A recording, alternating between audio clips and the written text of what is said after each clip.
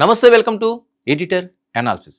Sharmila YS Rajasekhar Reddy గారి గారాల పట్టి ఆమెకి ఏం జరిగింది? ఇదే ఇప్పుడు పెద్ద బ్రేకింగ్గా అందరిలోనే ఆందోళన కలిగించే అంశం. ఆంధ్రప్రదేశ్ కాంగ్రెస్ అధ్యక్షురాలు వైఎస్ షర్మిలకు అకస్మాత్తుగా శస్త్రచికిత్స ఎందుకు జరిగింది? కొన్ని రోజులుగా రాజకీయ కార్యక్రమాలకు దూరంగా ఉండడానికి అనారోగ్యమే కారణమా? రికవరీ అయ్యాక షర్మిల రాజకీయంగా మరింత దూకుడుగా కనిపిస్తారా? ఆస్తి తగాదాలను పక్కన పెట్టి శస్త్రచికిత్స చేయించుకున్న చెల్లి షర్మిలను అన్న జగన్ పరామర్శిస్తారా? ఈ విషయాలన్నీ కూడా ఏపీ రాజకీయాల్లో హాట్ టాపిక్గా మారుతున్న అంశం. ఆంధ్రప్రదేశ్ కాంగ్రెస్ అధ్యక్షురాలు వైఎస్ షర్మిల తన ఆరోగ్యానికి సంబంధించిన కీలక విషయాన్ని స్వయంగా సోషల్ మీడియా ద్వారా వెల్లడించడం రాజకీయ వర్గాల్లో చర్చనీయాంశమైంది. తనకు ఉదర భాగంలో శస్త్రచికిత్స జరిగిందని, ప్రస్తుతం కోలుకుంటున్నానని వైఎస్ షర్మిల స్వయంగా ప్రకటించారు. ఆసుపత్రి బెడ్పై ఉన్న ఫోటోను కూడా పంచుకోవడంతో కాంగ్రెస్ శ్రేణులు, అభిమానులు, శ్రేయోభిలాషులు ఒక్కసారిగా ఆందోళనకు గురయ్యారు. అయితే ప్రస్తుతం బాగానే కోలుకుంటున్నాను అని షర్మిల స్పష్టంగా చెప్పడంతో అందరూ ఊపిరి పీల్చుకున్నారు. గత కొన్ని రోజులుగా కాంగ్రెస్ పార్టీ దేశవ్యాప్తంగా నీట్ పరీక్ష అంశంపై నిరసనలు నిర్వహిస్తుంది. ఢిల్లీలోనే కాకుండా రాష్ట్రాల్లో కూడా పార్టీ నాయకులు, కార్యకర్తలు ఆందోళనలో చురుగ్గా పాల్గొంటున్నారు. మరి అలాంటి సమయంలో రాష్ట్ర కాంగ్రెస్ అధ్యక్షురాలైన షర్మిల కనిపించకపోవడం రాజకీయ వర్గాల్లో చర్చకు దారితీసింది.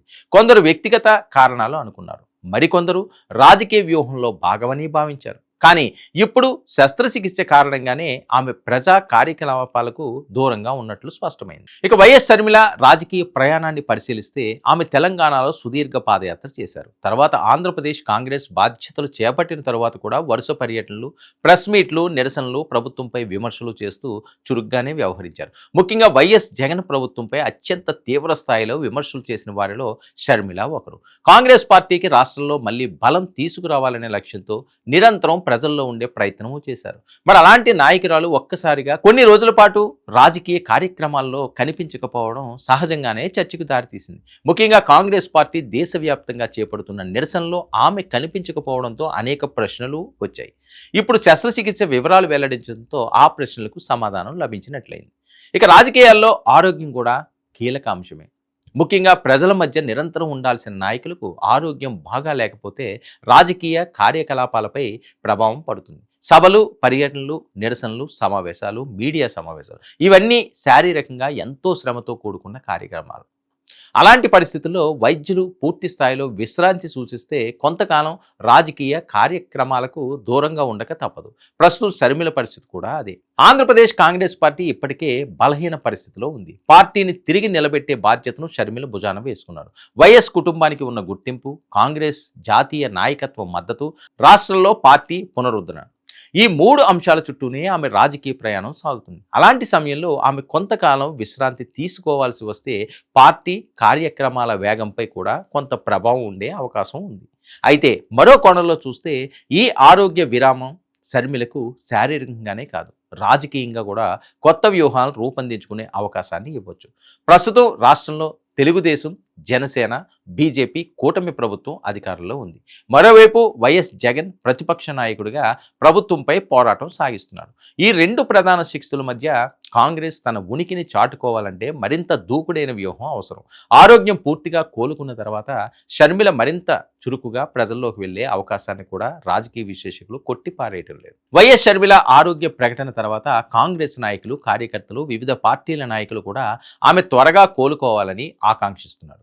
రాజకీయాల్లో విభేదాలు సహజమే అయినా ఆరోగ్య విషయాల్లో మాత్రం పార్టీలకు అతీతంగా స్పందించడం కామన్. సరే, మిగతా వాళ్ళు షర్మిల కోలుకోవాలని అనుకుంటున్నారు సరే, మరి తోడబుట్టిన అన్న జగన్ తన చెల్లిని పరామర్శిస్తారా? ఇప్పుడు ఆసక్తి రేపుతున్న ప్రశ్న ఇదే. ఒకప్పుడు అన్నా చెల్లెలుగా కలిసి రాజకీయ వేదికలపై కనిపించిన వైఎస్ జగన్, వైఎస్ షర్మిల ఇప్పుడు వేరువేరు రాజకీయ దారుల్లో ప్రయాణిస్తున్నారు.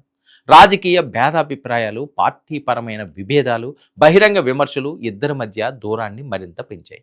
వైఎస్ జగన్, వైఎస్ షర్మిల మధ్య గత కొన్నేళ్లుగా నెలకొన్న విభేదాలు బహిరంగంగానే కనిపించాయి. షర్మిల ఆంధ్రప్రదేశ్ కాంగ్రెస్ అధ్యక్షురాలిగా బాధ్యతలు చేపట్టిన తర్వాత వైఎస్ఆర్ కాంగ్రెస్ పార్టీపై మరింత దూకుడుగా విమర్శలు చేశారు.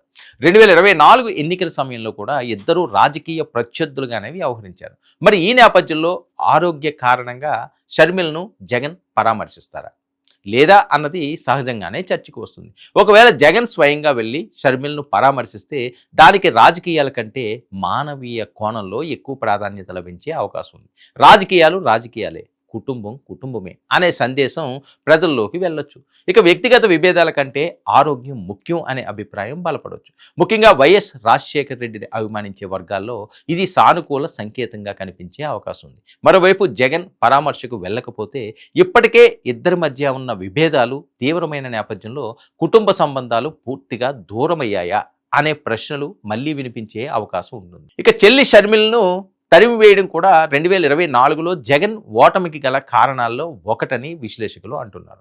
ఇప్పుడు ఆసుపత్రి బెడ్ మీద శస్త్రచికిత్స చేయించుకున్న చెల్లిని పరామర్శించకపోతే జగన్ మీద ముఖ్యంగా మహిళా ఓటర్లో వ్యతిరేకత మరింత పెరిగే అవకాశం ఉందని విశ్లేషకులు అంటున్నారు.